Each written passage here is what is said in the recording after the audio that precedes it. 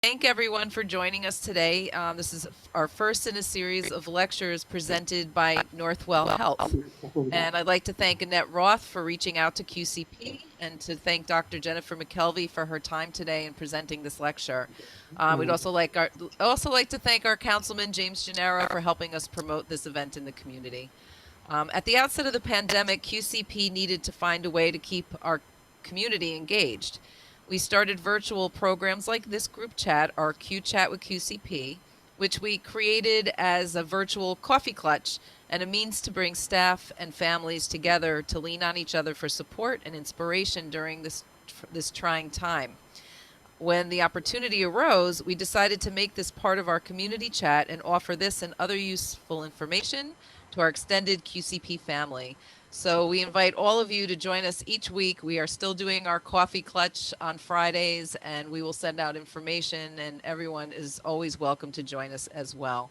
So before we begin, I'd like to introduce you to two of our Q Chat members, fellow coffee drinkers and family members, Elaine Lofton and Cecilia Riley. Yes. Hello and good afternoon. My name is Elaine Lofton, and welcome to the Q Chat with QCP lecture series. We thank you for your participation and hope that you enjoy today's lecture on this very important topic that affects our daily lives. We encourage your feedback and suggestions for future lecture topics. Once again, thank you and enjoy. Hi, I'm Cecilia Riley, also a beginning member of the QCP Coffee Chat, and it couldn't have come at a better time. My brother is in a residence in QCP, and of course, when the pandemic came, everything closed down. So I could not see my brother, and having this coffee chat, it just connected me to everybody in QCP staff, and it put my mind at ease. And now it's just blown up to now having these kind of meetings. And if you have not come to the coffee chat on Fridays, we'd love to welcome you. We like new faces, and we'll continue to have these workshops once a month. So thank you very much. Thank you so much, Elaine and Cecilia, for being there for all of us and for QCP during the pandemic and being such good friends to us. And we always talk about the silver lining and blessings during the pandemic, and you two are certainly two of them. I'd like to especially thank Sean Caruana from our development department who put this event together. And I'm going to turn it over to Sean to introduce today's guest.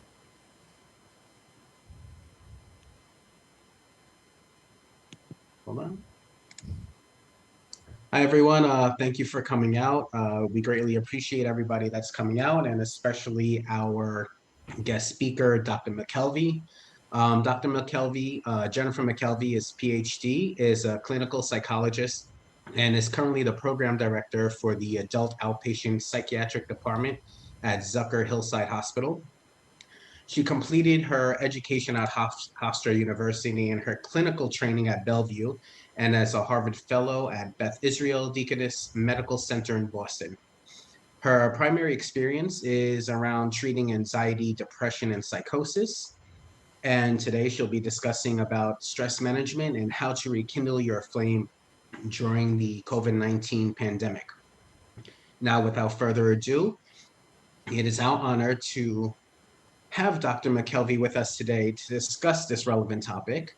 Dr. McKelvey will speak, and at the end, there will be a time for Q&A. In our typical Zoom fashion, we asked for everybody to remain on mute during the presentation. And now it is our pleasure, my pleasure, to present Dr. Jennifer McKelvey. Hi, everyone, and thank you so much for that wonderful introduction. I know that the last 14 plus months has been really challenging for everyone. And often, we're finding ourselves not only stressed out, but wondering why we're doing what we're doing. So, hold on just a second. There we go. So why do we do the things that we do every day? Sometimes looking at that can be helpful in figuring out how you want to move forward. So if you take just a moment to reflect on that why, and look for the deeper reasons of why you do things. So if I use myself as an example, like, why am I a psychologist? Why do I enjoy doing administrative things in within psychiatry? And for me, it's not only liking sort of the topic topography of it, so the detail of seeing how processes go and trying to make them better. It's also the deeper reason of trying to help people and meet their needs and get them to the places where they want to go. And not only does that apply to the patients who come here seeking treatment, but to staff as well. So it's looking for those kinds of reasons. What are your motivators? And if you write them out or journal about them, that can be helpful as well. And then also to understand that these things are going to change over time. The things that I valued when I was in my 20s are not the things that I value now that I am no longer in my 20s, because no age. So if you look at why you do things, are they tied to things that you really value, right? So community, family, leisure, taking care of yourself, you know, what about all of those things that you value?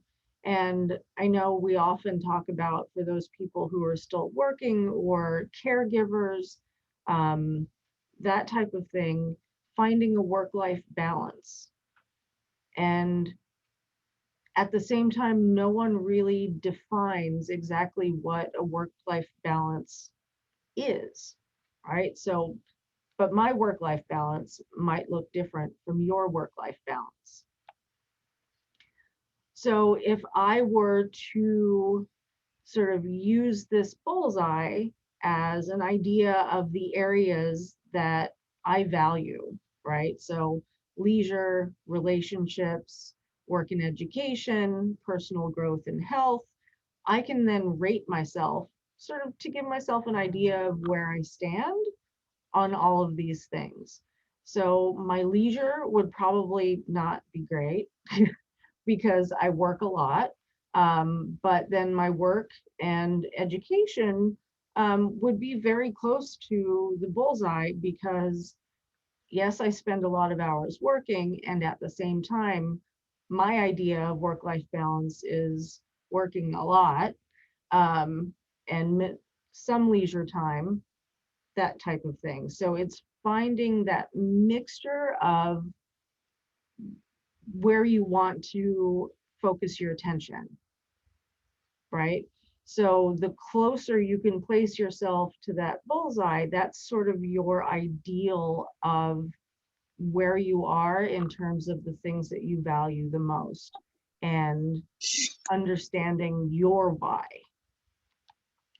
So you might rate yourself, as I would, close to the bullseye for work and education, a little further out for leisure.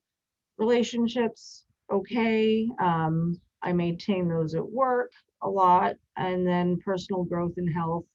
If we think about if we're exercising, taking our vitamins, good nutrition, that sort of thing. So these can shift sometimes on a daily basis, but just to have it as an image in your mind of, you know, where you are in your life and where you would like to be. And it just gives you sort of a base from which to work. And then if we, at the same time, if we pressure ourselves to find that better balance, or have an externally imposed idea of what a work-life balance looks like, that can actually cause additional stress. So either other people pushing you or you pushing yourself to have a better balance can be stressful. And for a lot of people, it just seems like a really big time commitment. I know when I try to take more leisure time, it actually makes me more stressed out. So finding that balance is really important. And so we often stress about being stressed, right? So I just thought this comic was fairly appropriate to the topic in stressing about stress. And so stress can be externally imposed, sort of like the pandemic, and work tasks and things going on in our community that can cause stress. But also, I think it's important to remember that stress can be attributed to sometimes the way we think about things. So there was a psychologist, his name was Dr. Albert Ellis, and he came up with the phrase, the tyranny of the shoulds. So it's all of those internal conversations we have with ourselves about, I should be doing this, I should be doing that. And then I added the shouldn'ts because there's also the tyranny of I shouldn't have that entire pint of ice cream.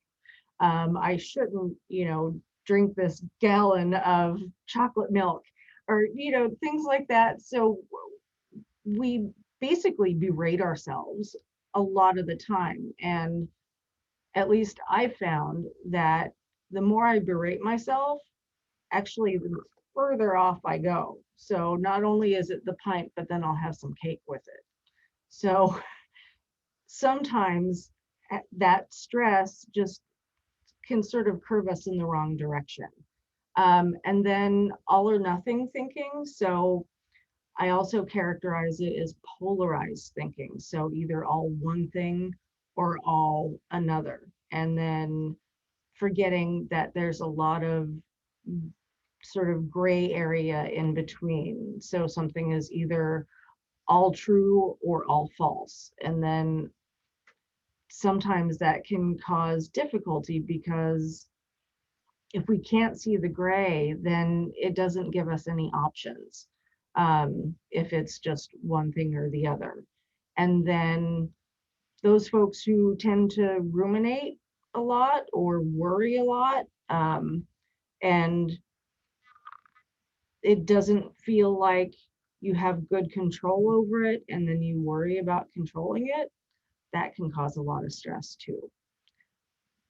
So just to move on, there are a number of different possible effects of stress or chronic stress on your body. So we might think of initially fear, because fear is related to anxiety, which is related to stress. So when we have a fearful moment, so think of turning around and seeing a bear sort of about to attack you, right? You have an immediate response. You're either going to want to fight it, you're going to want to run away as fast as you possibly can, or you freeze. And you'll notice some animals do that, like they think you won't see them if they stop moving. Because I notice my cats do that all the time.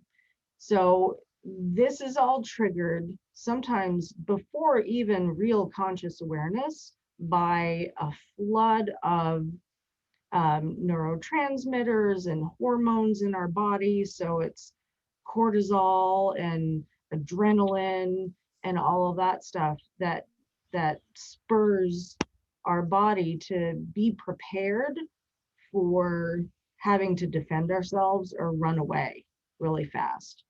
And then over time, that all of that being chronically activated can lead to other things. So it can lead to muscle tension and fatigue, sort of in the short term. It can lead to migraines. It can lead to higher blood pressure, being more susceptible to illness, respiratory conditions, inflammatory conditions. And I go, that seems like a lot, and it doesn't always feel like there's anything I can do about it. And at the same time, there are things that you can do, though I don't suggest that you bang your head on anything. Though just because it entertains me, I have this up on my wall, laminated, because sometimes I do want to bang my head and it seems like it would make everything better, but really it doesn't.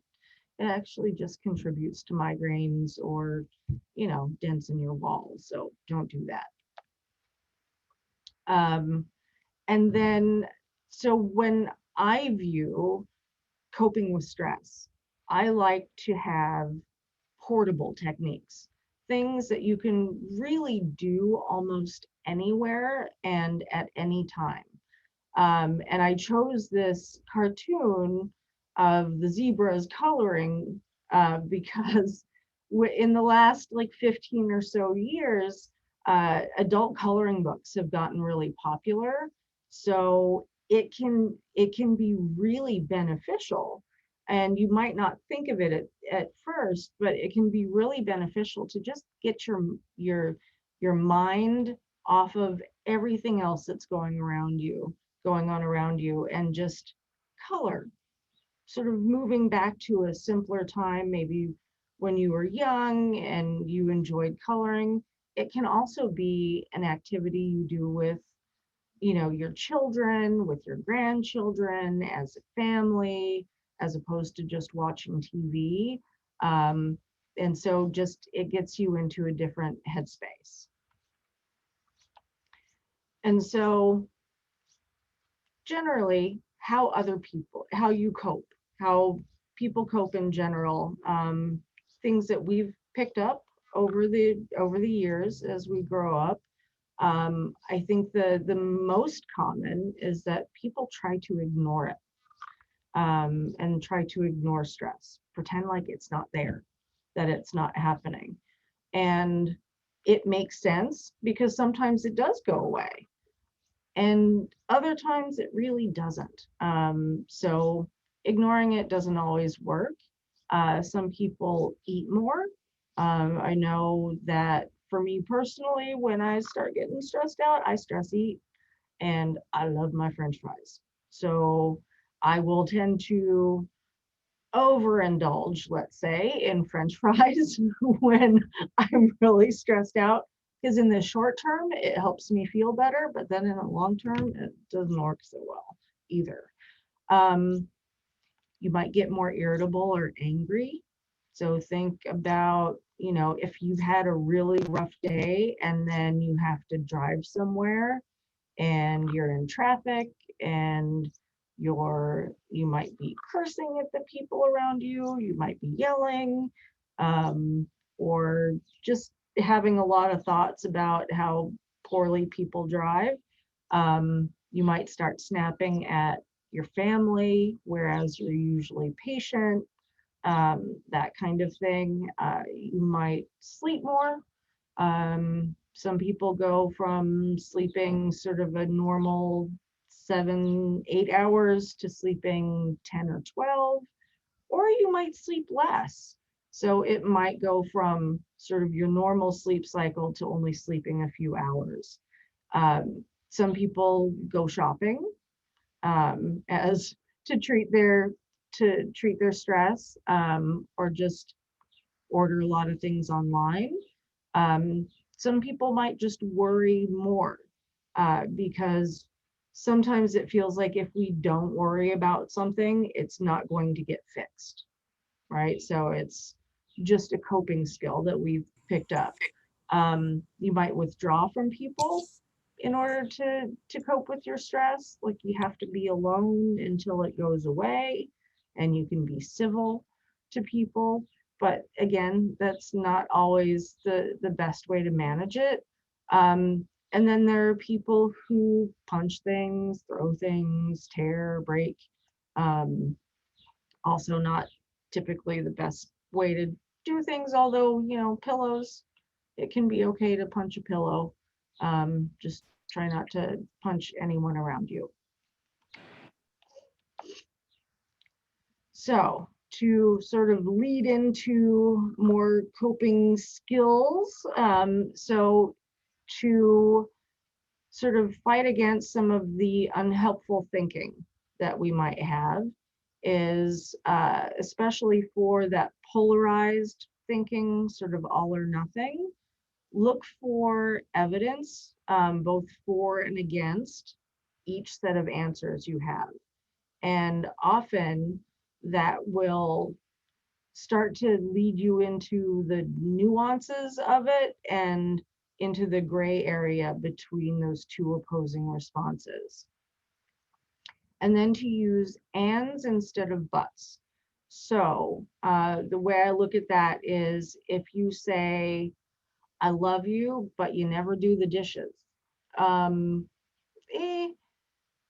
The but sort of cancels out the first half of that phrase, right?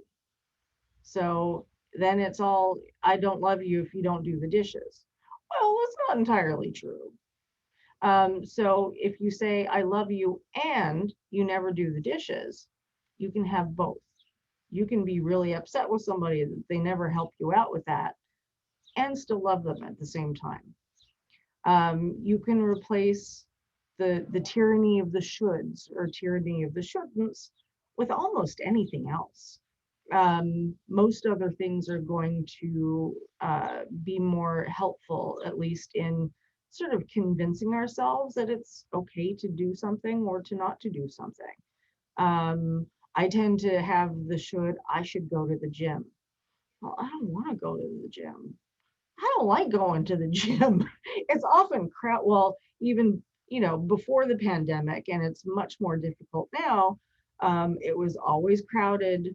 I could never get on a machine. I just stand and look awkwardly at the person on the elliptical waiting for them to finish up. And so I just don't like it. So I no longer tell myself that I should go to the gym because it wasn't working. I still wasn't going, even though I was telling myself I should go to the gym. So I would say if you could replace it with, well, I would like to go to the gym, or I would like to exercise more. So what can I do to help myself exercise more instead of I should exercise more, because that's not really helpful. And then with interrupting the rumination cycle, we'll get to that in a little bit, because there are almost any technique that or skill that we go through from here on out can be helpful in interrupting rumination.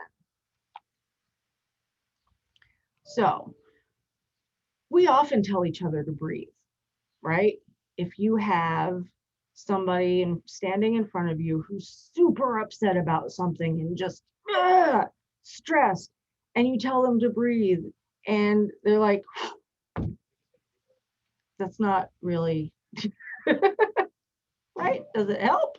Not usually.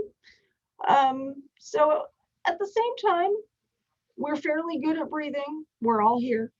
But there's special breathing that you can do that can be more helpful.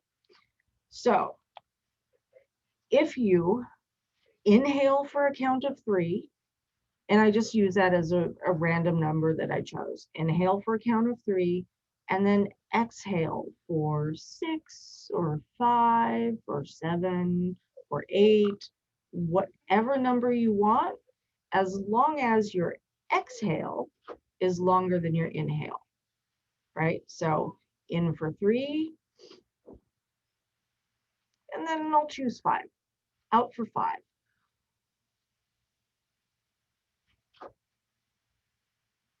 And you notice my physical response is I breathe in, I inhale, things get a little more tense. And then as I exhale, I can let things drop, right? It's hard to relax as you're inhaling. So you can do that and repeat as needed, even if you're sitting in the car and you're getting really angry at the person in front of you who's only going 20 miles an hour. In for 3, and just out for longer than 3. You can also inhale for 3 or 4, and then exhale like you're fogging up your glasses. Right? So that you would normally do. Or fog up a window if you don't have glasses. So doing that as your exhale can also help reduce stress. And those are handy, fairly easy to remember, that you can do anywhere. And then release relaxation. So that's a little more limited in where you can do it. I typically don't suggest that you do it while driving, because you do need to maintain control over your vehicle. So if you're sitting somewhere, it can be at work, in your home, and in the waiting area of a doctor's office or a professional office of some sort, you can do the release relaxation. So I ask people to sit in a comfortable position, and usually with your back supported. So you don't want to have to worry about maintaining an upright posture with your arms on either on the arms of your chair or with your hands in your lap. And then you can look down or close your eyes. That's up to you and whatever you're comfortable with. And then also make sure that your feet are flat on the floor.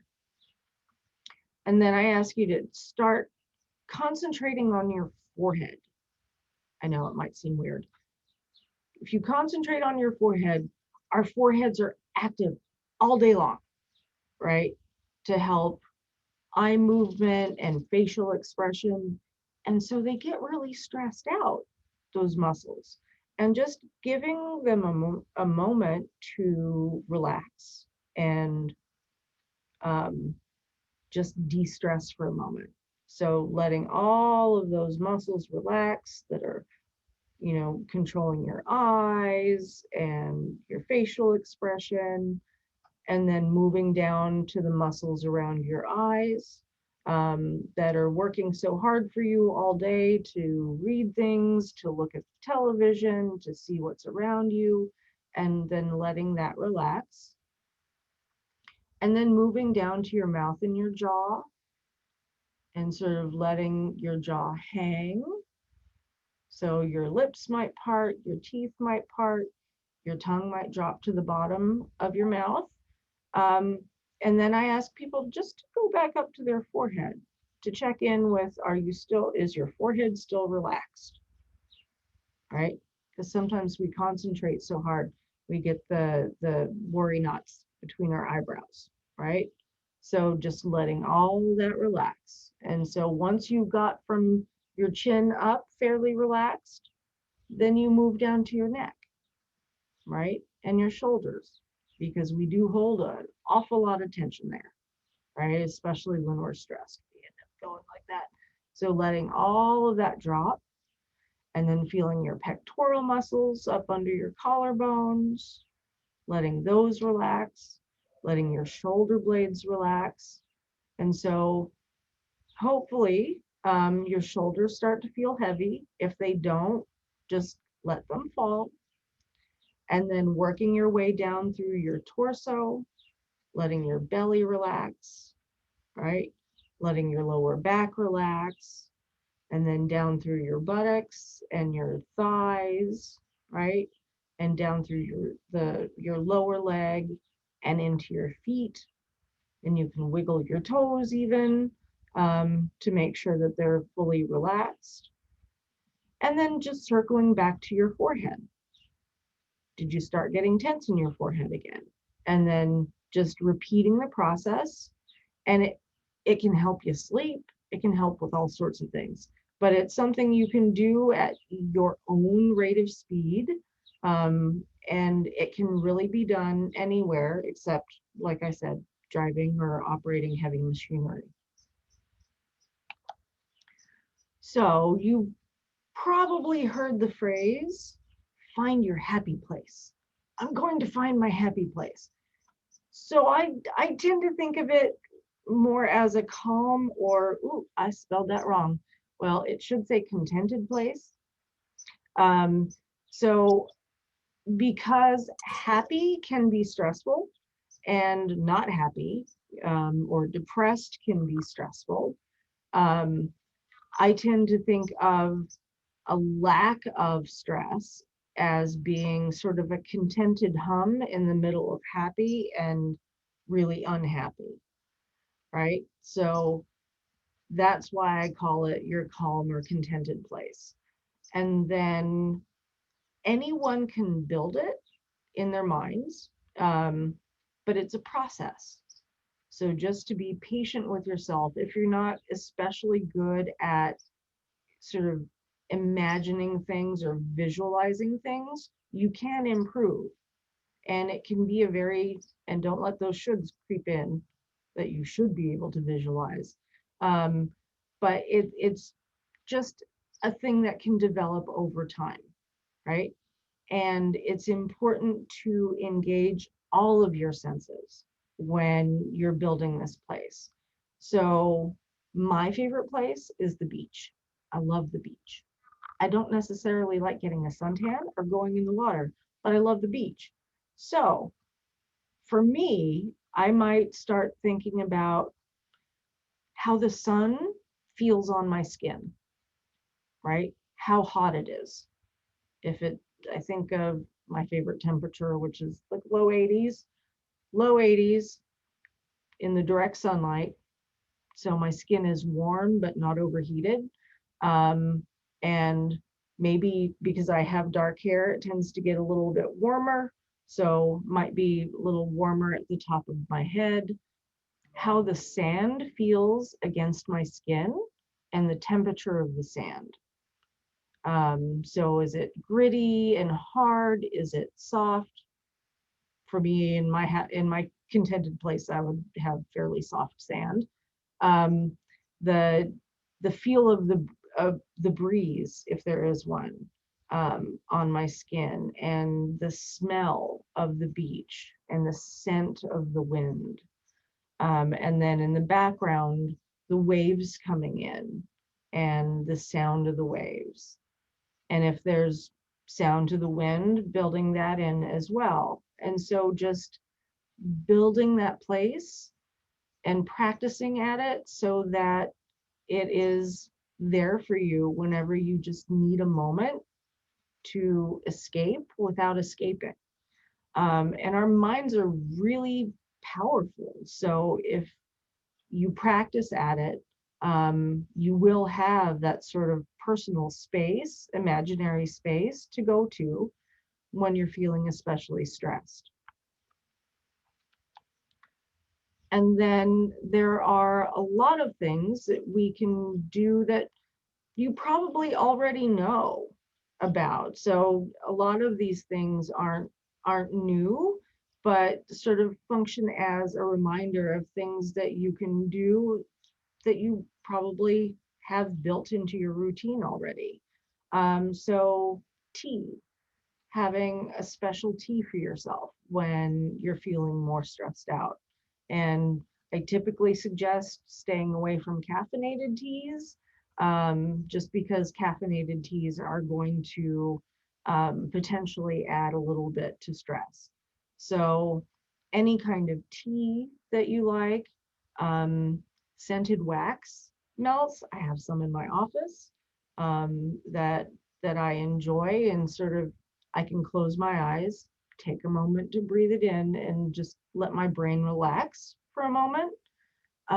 Flowers, if you like flowers, either potted or cut, having those around so you can sort of the phrase stop and smell the roses. Well, if you don't like roses, because they're not my thing, right? I love orchids.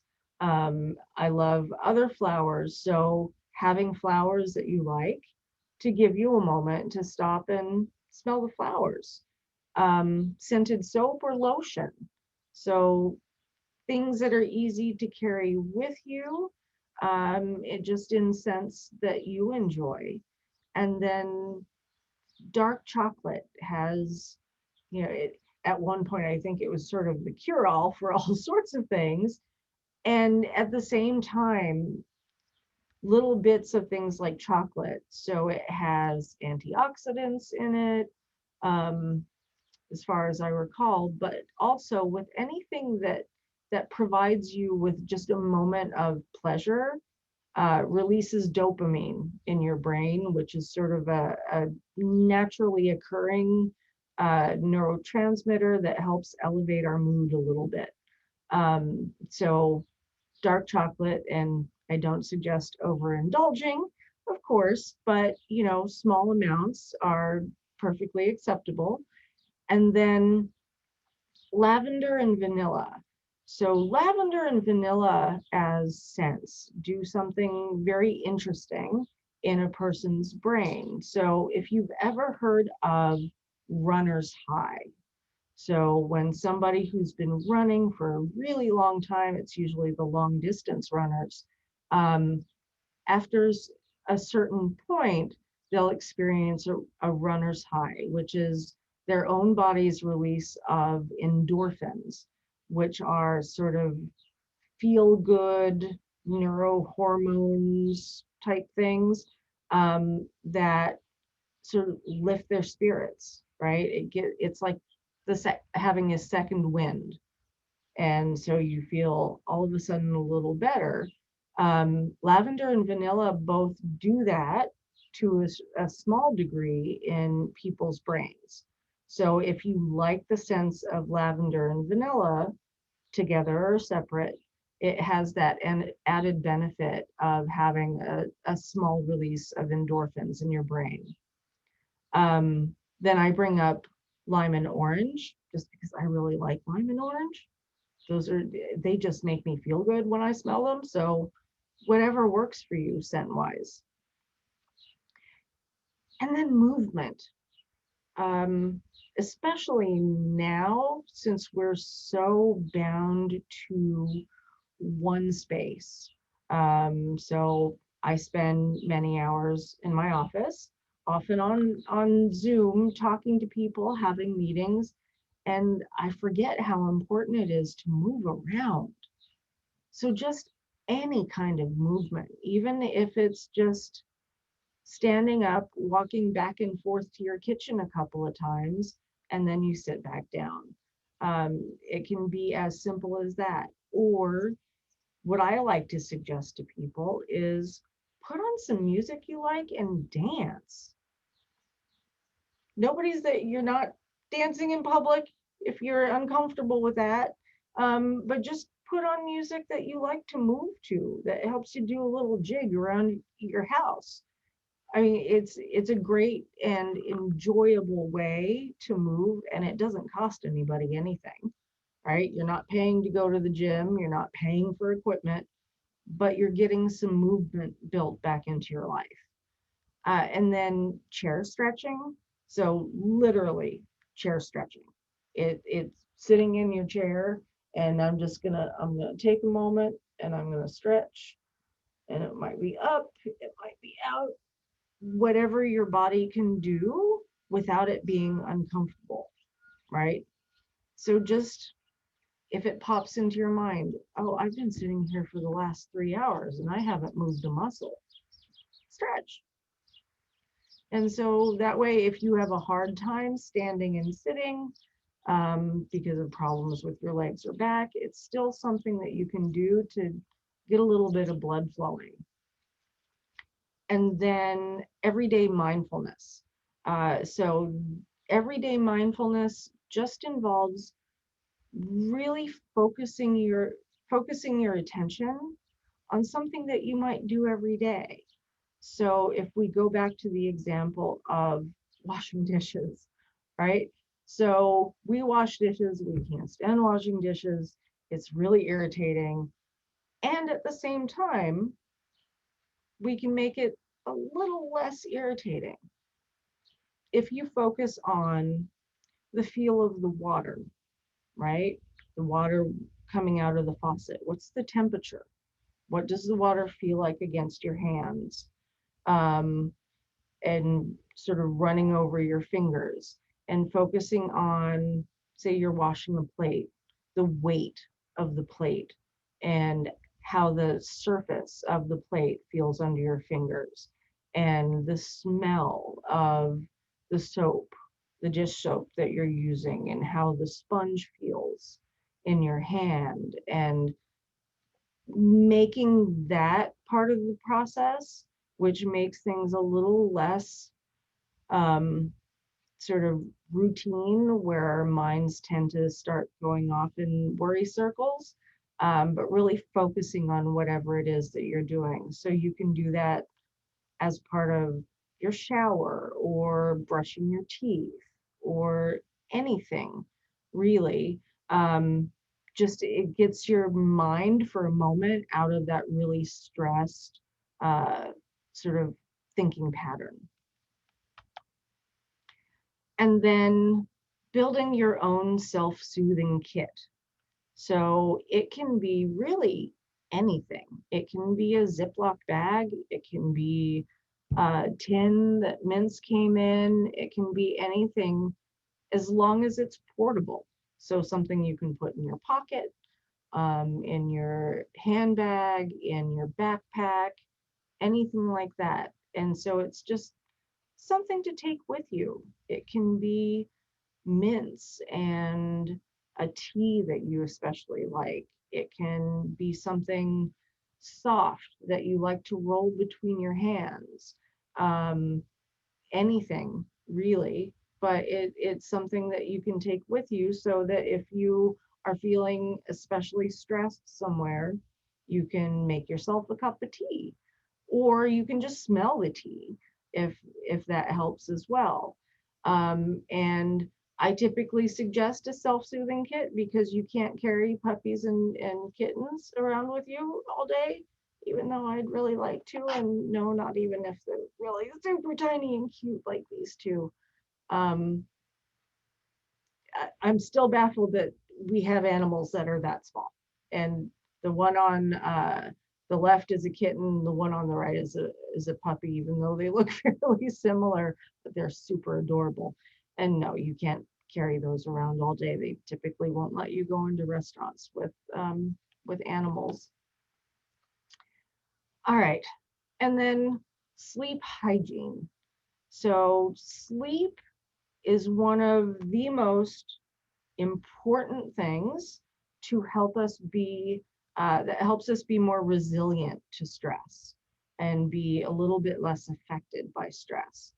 And so we often forget sort of the routines that are involved in really having good sleep. So either exercise or just moving around every day. And because if you are sedentary and just sitting looking at the TV all day long, we typically don't sleep as well. And if you're like me, you might notice more aches and pains um, when you haven't moved around quite enough. Lay off the caffeine. So um, it might be a process of experimentation for you of when you need to stop the caffeine. But especially, I mean, when I was in my 20s, I could drink caffeine until well after midnight and still go to sleep. That does not happen anymore. I stop my caffeine typically just before 6 p.m. because if I don't, I'm up until 1 or 2 o'clock in the morning, and then Dr. McKelvey is not a happy lady at work the next day. So finding out when you and your body needs to stop with the caffeine can be important. Have a sleep schedule. Try to go to sleep or go to bed about the same time every night, and then getting up at approximately the same time every morning. We work better. Our, our bodies and our minds work better with an expected schedule. And so building that in can be really important. If you tend to be a person who worries about things that you have to do the next day and it interferes with your sleep, put a notebook and a pen next to your bed. You can write in the dark, You'd be very surprised how legible it will be in the morning, and it might take a little bit of practice. But having that notebook next to the bed will allow you to write things down, so then you're not worrying about the following morning not remembering what popped into your head that was important to do. Then if you can't sleep for about 30 minutes, get out of bed. Don't just lay there and sort of berate yourself about not sleeping or not being able to fall asleep. Get out of bed, move around a little bit, nothing strenuous, low light if you can, and do something that tends to make you sleepy. So whether maybe it's coloring, like I talked about in the beginning. Maybe it's reading something that's not terribly stimulating. And then once you start to feel sleepy, then try going back to bed. And then just repeat it if you still can't sleep.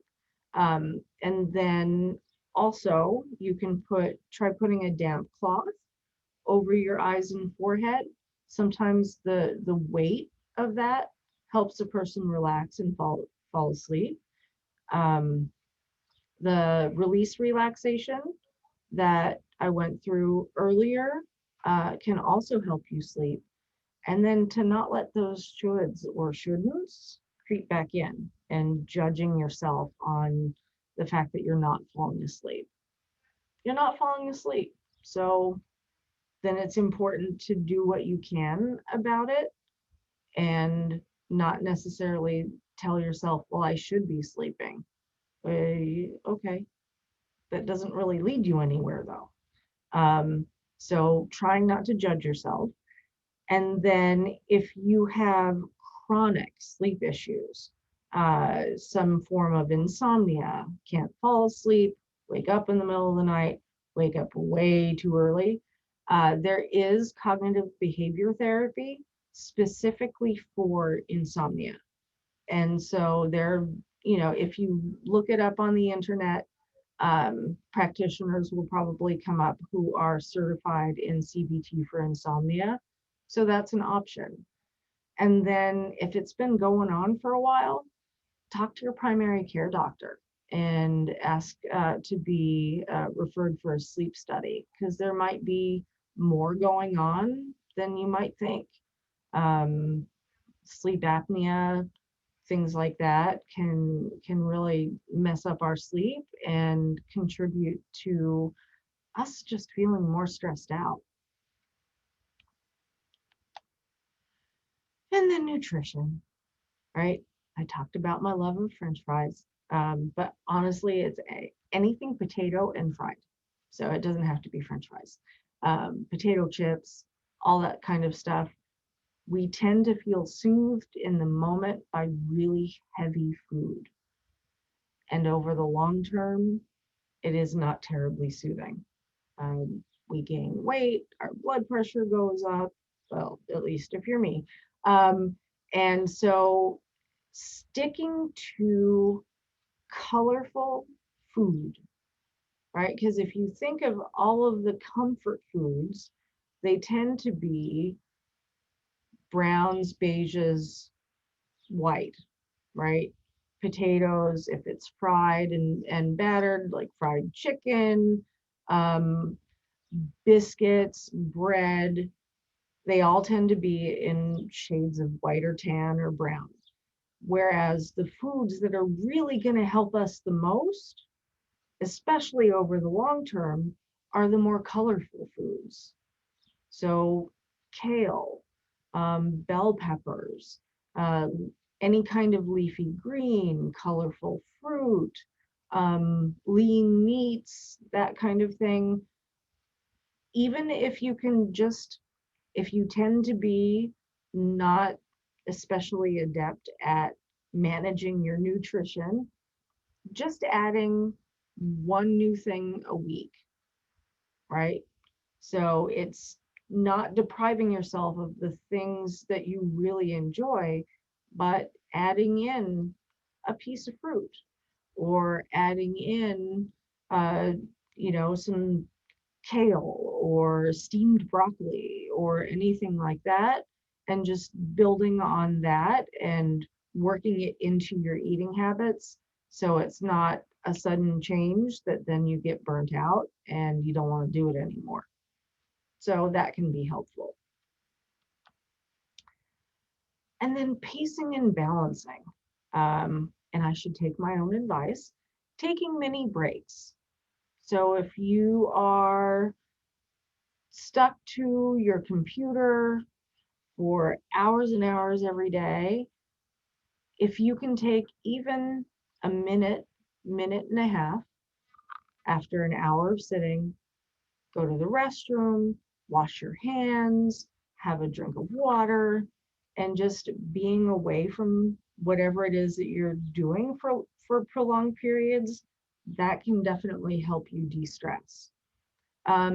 Building complementary activities into your day. So you spend an hour doing something that you really don't want to do, and then you spend an hour doing something that you do want to do. So just finding that balance.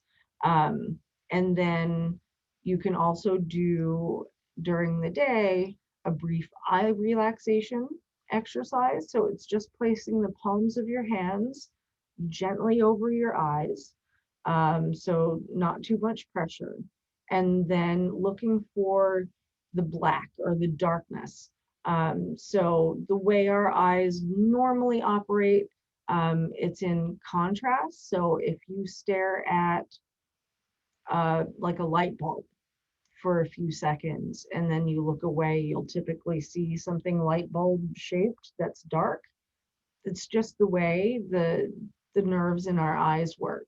So when I put my palms over my eyes, and look sort of in the backs of my eyelids, I tend to see a lot of color, right? Speckled color. It might be like the opposite if I was looking at a light bulb. But so looking for the darkness, right? And it's really just to focus your attention on something besides what you're stressing about. So it's a good way to give yourself a mini break.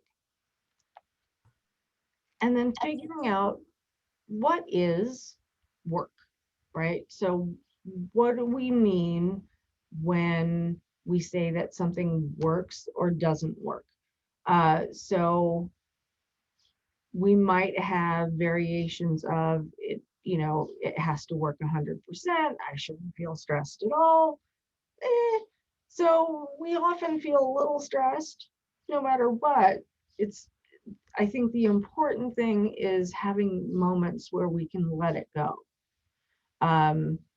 So finding your definition of what works, and then knowing that no single thing is going to work all the time.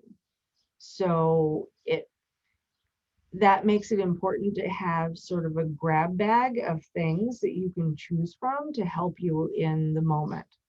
And that some stress is going to be harder to get rid of than others. So this pandemic, definitely something that's been hard to get rid of, and the stress around it has been hard to get rid of. So you can use all of these things to at least have moments where you're not completely stressing over it. And then journal, or track somehow the different things that you try to manage your stress. So a scale of 1 to 10 is really easy to follow. So say I'm feeling fairly stressed out, and I would rate my stress at about an 8. And then I try putting, lavender in my diffuser in my room, and it goes down to like a 6 or maybe a 5. And so then I try doing, one of the relaxation exercises, and I managed to slide down to 5 or a 4. And so then I can just rate myself and see what helped. and sort of log that over time. And then mix and match, you know, coping skills and various sort of self stress management techniques don't have to be used in isolation. They can be put together, right? So I can um, I can put some vanilla, on a light a scented candle that's vanilla and put on my headphones and dance around my apartment, right? And so see how I feel after that.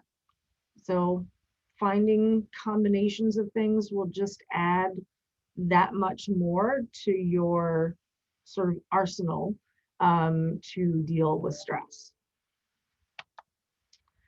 And then there are just some resources that people can have access to.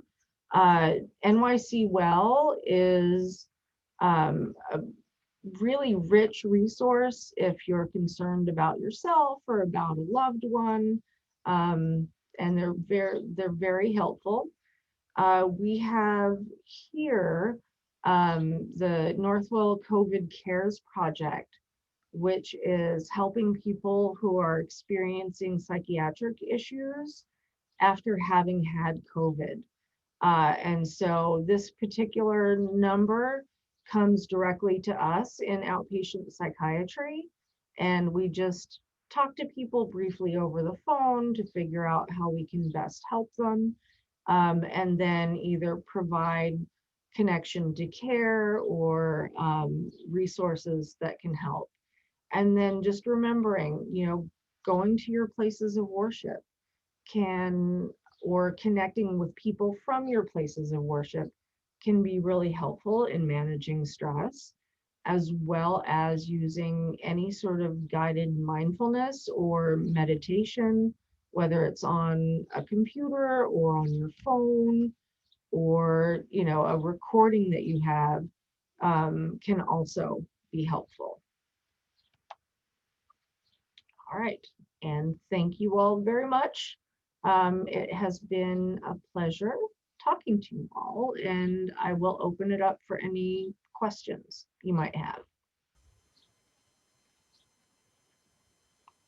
I have to say thank you, Dr. McKelvey. This has been mind-opening and a great reminder that we really need to take care of ourselves all the time. So I appreciate all the advice and the tools that you've supplied to us. Does anyone have any questions? You're free to open the floor up. And Dr. McKelvey, if you could stop sharing your screen so we could see Yes. people, and thank you. Who's got a question? Just chime in if you have a question.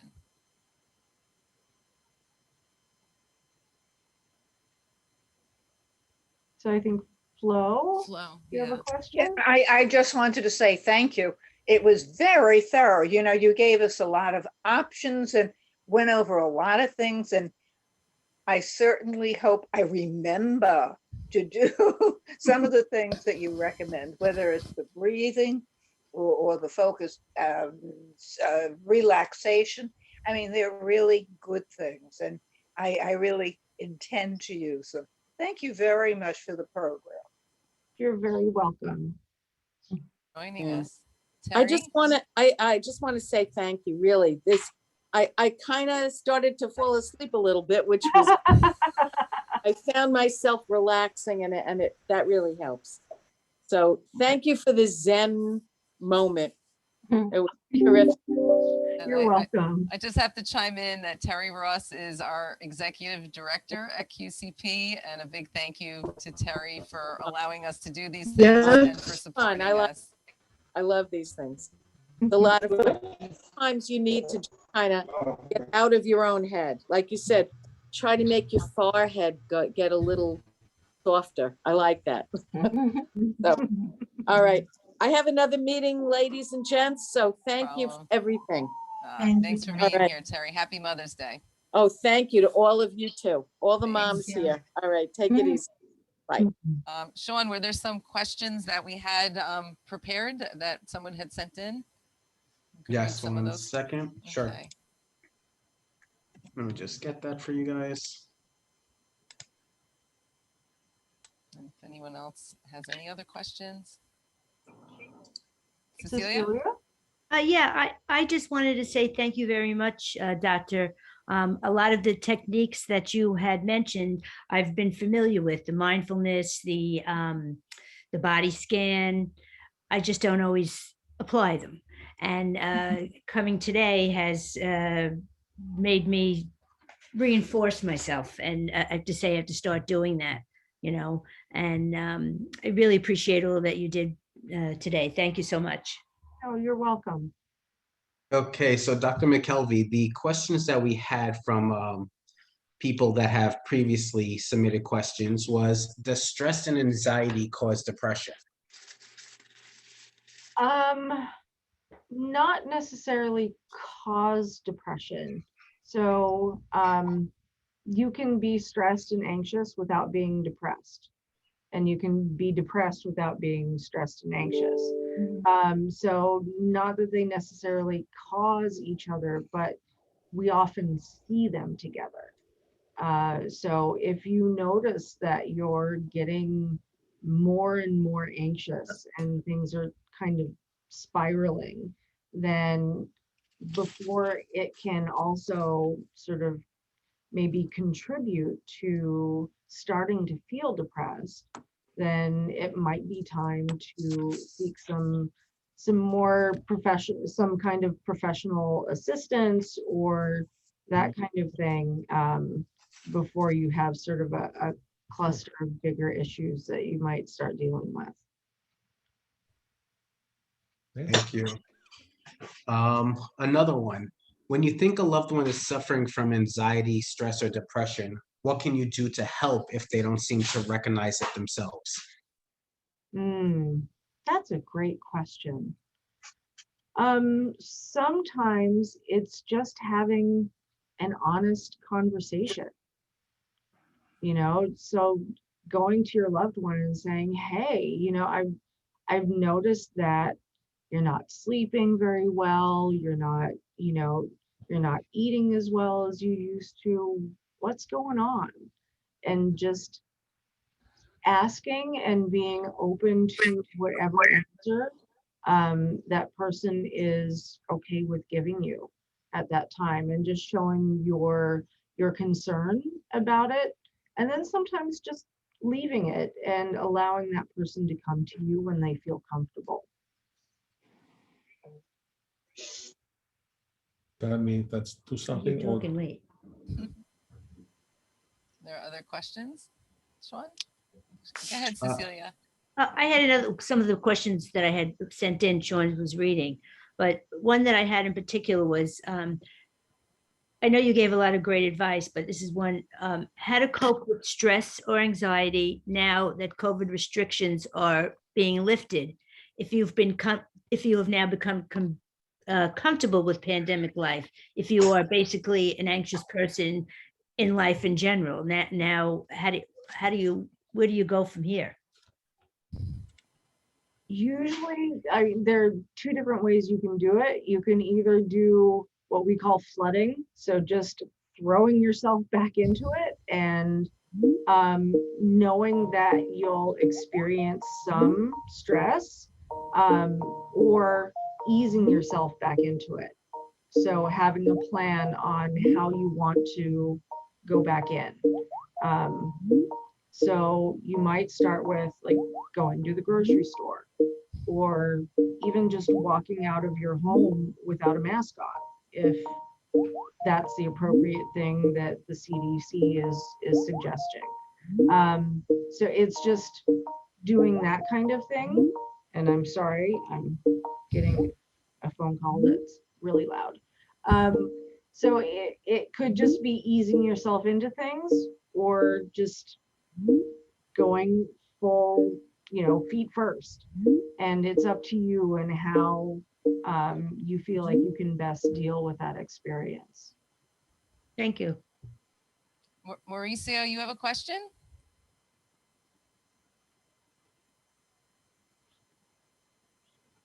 I see a hand up over there. All right, and Marisa, you're muted if you want to ask a question.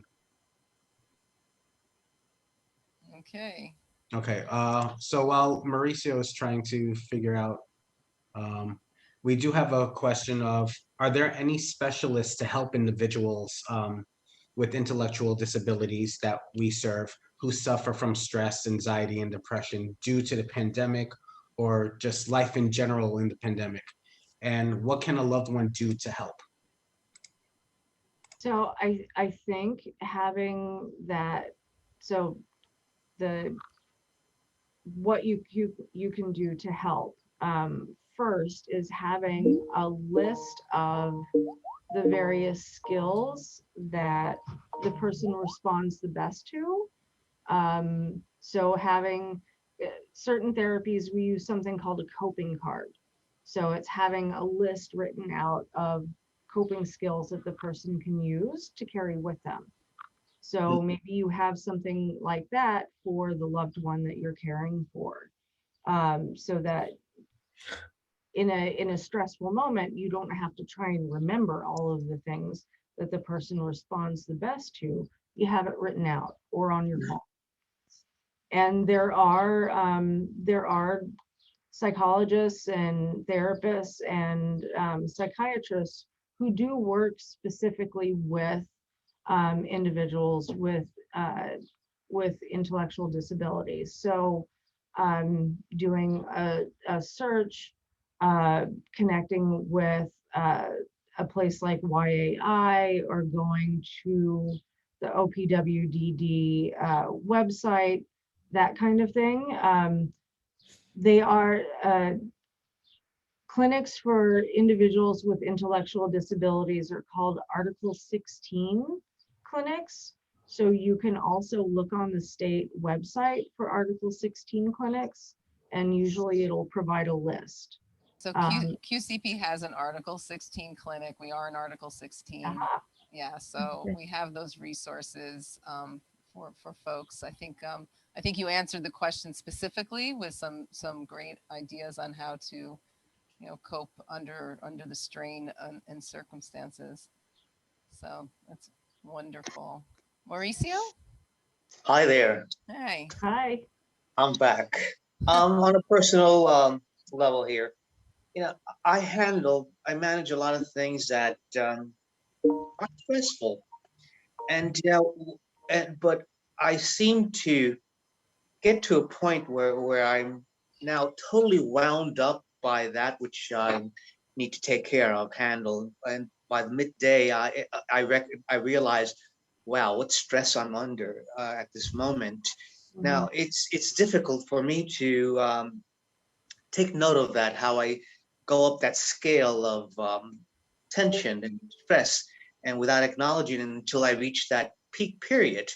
Now, I'm a brain injury survivor, and it almost amplifies itself because of that. A lot of emotional deregulation goes into play, and it takes a lot to stop, look, and listen what's happening at that moment.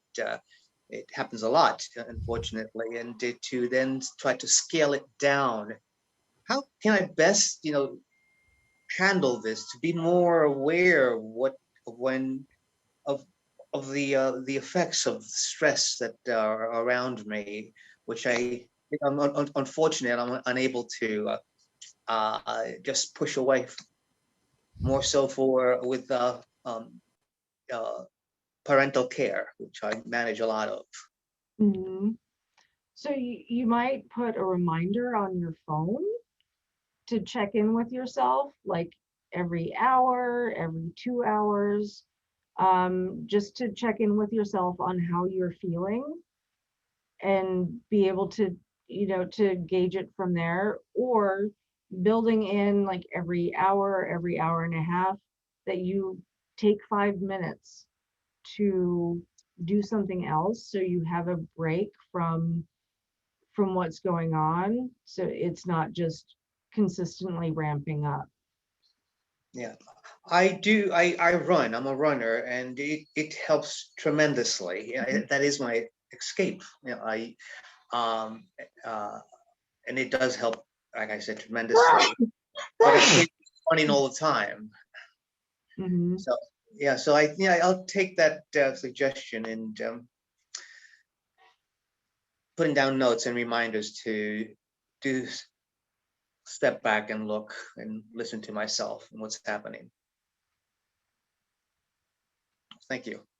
You're welcome. And yeah, Mauricio is not just a runner. He's a distance runner and does marathons and has really become a very strong runner over the years that I've known him. So thank you so much for all the great advice. It's hard to be mindful. It's hard to, especially, my takeaway is walk to the kitchen. I've gotten very good at that.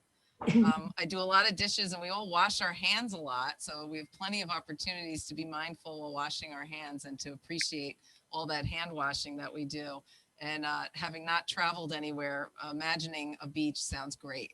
So these are all things that I will implement right away. And thank you, Dr. McKelvey, for this great information. I hope everyone enjoyed today and had, and learn something from it, and we all have some skills to take away and to feel good about ourselves and to be less stressed. And as we all know, that's something that isn't always easy to do.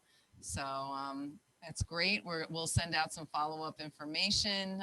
We want your feedback on this session and hope to see you at a session again soon. Just want to thank everybody, Northwell Health, Annette, Dr. McKelvey, and our wonderful family, Cecilia and Elaine, for being part of our weekly group and helping us out with this event and putting it together. And of course, Sean, for all your hard work. And I wish everybody a wonderful Mother's Day weekend, whether you're celebrating yourself, your mom, whether they're here with us or gone. We should all celebrate the wonderful women in our lives. And just have a great weekend, everybody. Thank you. You too, everyone. For having me. Happy Mother's Day. Thank Happy you. Mother's Day, Mother's Day. everyone. Thank you, Wendy. Happy Mother's Day. Thanks. Wonderful. I'm glad you enjoyed. Thank you all so much. Very Have a informative. Very informative. Yeah, Thank you. wonderful. Great. Well, we hope to see you all again soon on here and maybe even very soon in person. And take that plunge and get out a little bit when you're comfortable. Take that mask off.